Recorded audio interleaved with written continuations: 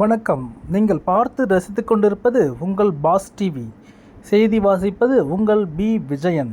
செய்திகள் தொடர்கிறது. 3 ஆண்டுகளாக அனிபால் கன்னடி எம்எல்ஏ முயற்சியால் ஸ்ரீ வேதவல்லி மாரியம்மன் ஆலயத்தில் புனரமைப்பு திட்டம் முன்னேற்றம்.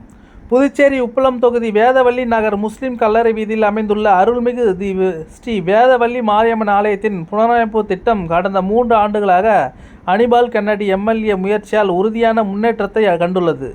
2022ஆம் ஆண்டு ஜூலை 16ஆம் தேதி ஆலய நிர்வாகிகள் மற்றும் ஊர் பொதுமக்கள் ஆலயத்திற்கு பழுதான நிலையில் எடுத்துரைத்து கட்டுமான பணிக்கான நிதி உதவியை உப்பளம் தொகுதி சட்டமன்ற உறுப்பினர் திரு அனிபால் கன்னடி அவர்களிடம் கோரினர்.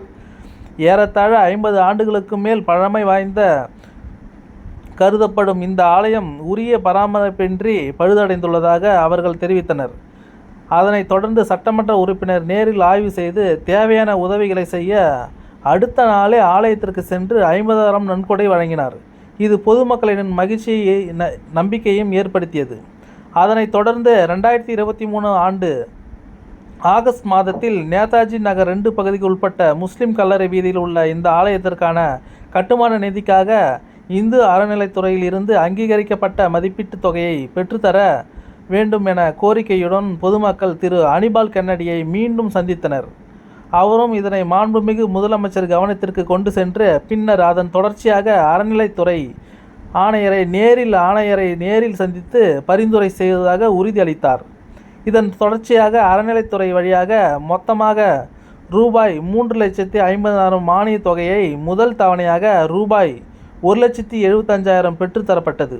மீதமுள்ள 2வது தவணையும் பெற பொதுமக்கள் சட்டமன்ற உறுப்பினரை இன்று ஜூலை 1, 2025 நேரில் சந்தித்து கோரிக்கை விடுத்தனர்.